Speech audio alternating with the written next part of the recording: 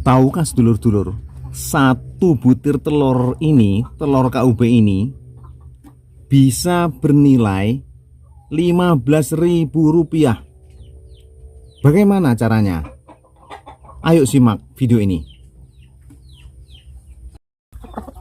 Menjalankan peternakan ayam skala rumahan ini sama dengan menjalankan satu bisnis, walaupun skalanya sangat-sangat kecil, tetapi kita juga harus menerapkan prinsip-prinsip di dalam menjalankan bisnis agar supaya mendapatkan hasil yang diinginkan.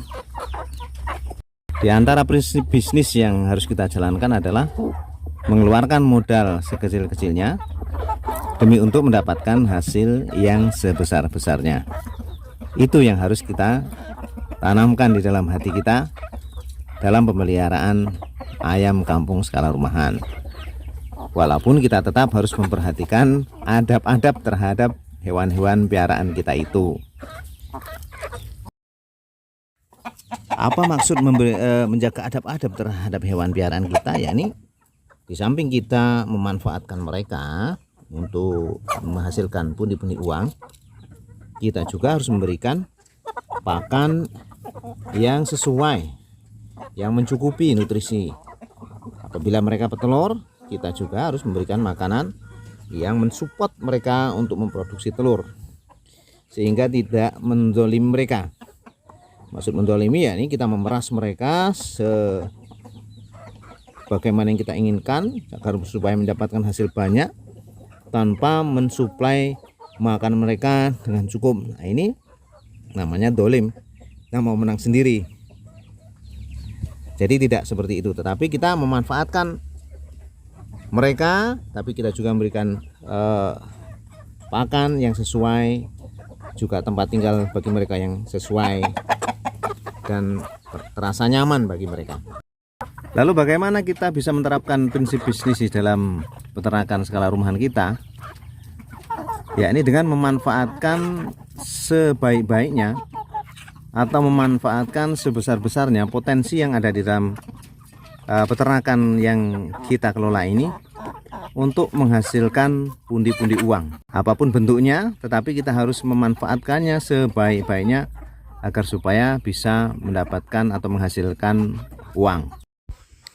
Dalam video ini saya ingin memberikan satu contoh saja untuk mengoptimalkan penghasilan kita dengan memanfaatkan telur yang diberikan oleh hewan-hewan piaraan kita, yakni ayam-ayam kesayangan kita itu kepada kita setiap harinya.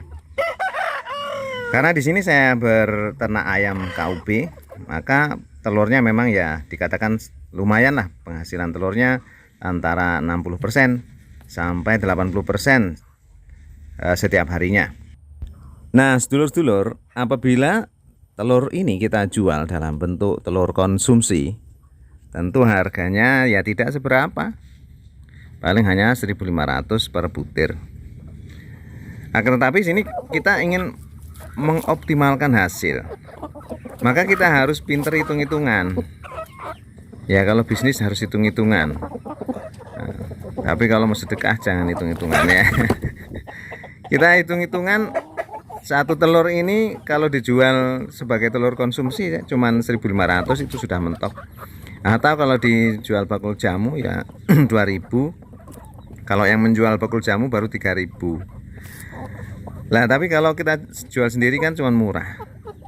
Atau kita jual fertil ya mentok-mentok lah 3.000.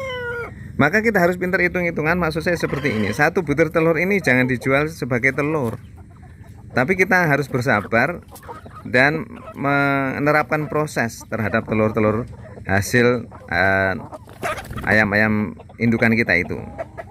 Prosesnya bagaimana? Ya, prosesnya kita masukkan ke dalam mesin tetas. Nah, kita proses di dalam mesin tetas. Sudah, masukkan saja mesin tetas. Kalau tempat saya mesin tetas full otomatis buatan sendiri. Ya, angkanya antara keberhasilannya ya, maksudnya angka keberhasilannya antara 70 sampai 80% lah. Ya, kita jujur-jujur aja, tidak usah mulu-mulu. Nanti kalau bilang 90% bohong malah dosa. Ya antara 70 sampai 80%, pernah juga gagal. Pertama-pertama dulu juga gagal. Nah, tapi kita bicara positif aja ya, 70 sampai 80%. Dan harus kita sadari bahwasanya proses di dalam mesin tetas ini ya bukan kita yang ngatur. Kita hanya memasukkan telur, mesin tetas kita setting sedemikian rupa. Terus air kita lihat setiap berapa hari sekali. Bohlam-bohlam lampu kita kontrol apakah mati atau tidak, termostatnya apakah rusak atau tidak, hanya seperti itu. Karena mesinnya otomatis, ya udah kita biarkan saja, biarkanlah ketentuan Allah yang bekerja di situ. Kita tidak usah ngurusi sudah. Nah, kita cuman disuruh sabar aja menunggu selama kurang lebih 20 hari. Nah, setelah itu sudah Allah rubah bentuknya. Allah rubah menjadi DOC, insya Allah. Ya antara 70 sampai 80% dari telur-telur kita tadi yang harganya cuma 1.500 sampai 3.000 tadi sudah Allah rubah dalam bentuk DOC. Nah, ini DOC ini sudah harganya beda ini. DOC ini kalau saya jadi 9.000 ini harganya. Jadi satu telur bisa menjadi 9.000 harganya. Nah, ini karena tadi saya bilang di depan itu bisa jadi 15.000. Bagaimana caranya? Ya kita sabar lagi menunggu proses dari Allah. Kita tempatkan di tempat yang baik di usia kita. Kita kasih pakan yang baik di usia kita. Tunggu lagi sekitar 20 sampai 1 bulan. Nah, ini sudah jadi 15.000 minimal per ekor. Kalau di tempat saya seperti itu. Ya, di tempat dulur-dulur mudah-mudahan juga seperti itu. Atau beda-beda dikit lah. Di dalam menunggu waktu sampai dengan 1 bulan ini kita memang butuh biaya untuk pakan. Sudah saya hitung-hitung untuk pakan yang full konsentrat atau full pur yang baik kalau tempat saya ya, itu menghabiskan sekitar kurang lebih antara 2.500 sampai 3.000 rupiah untuk waktu 1 bulan. Jadi tambah biaya katakanlah 3.000 lah satu ekornya. Nah, sudah menjadi 15.000 minimal. Nah, itulah jadi sebenarnya kita bisa mengoptimalkan penghasilan dalam peternakan skala rumahan kita dengan cara ya sedikit bersabar, agak repot sedikit, kita sudah bisa menambah penghasilan. Apalagi kalau dibesarkan tentu harganya lebih mahal lagi, tapi saya tidak bisa menceritakan itu karena saya belum mengalaminya. Saya hanya menceritakan apa-apa yang sudah saya alami agar supaya real. Jadi bukan cerita omong kosong yang akal-akalan bikin konten, tetapi memang betul-betul dialami, pernah dialami minimal. Demikianlah dulur-dulur, sekedar berbagi cerita, berbagi pengalaman untuk memberikan sedikit motivasi kepada kita semua agar lebih bersemangat dalam mengerjakan sesuatu yang siapa tahu bisa bermanfaat untuk keluarga kita, anak istri kita, dan juga untuk menambah ketenangan di dalam beribadah. Karena hidup hanya sekedar sementara saja, tetapi hakikatnya kita hanya diuji oleh Allah untuk beribadah kepadanya. Semoga ada manfaatnya, ada salahnya mohon maaf. Assalamualaikum warahmatullahi wabarakatuh.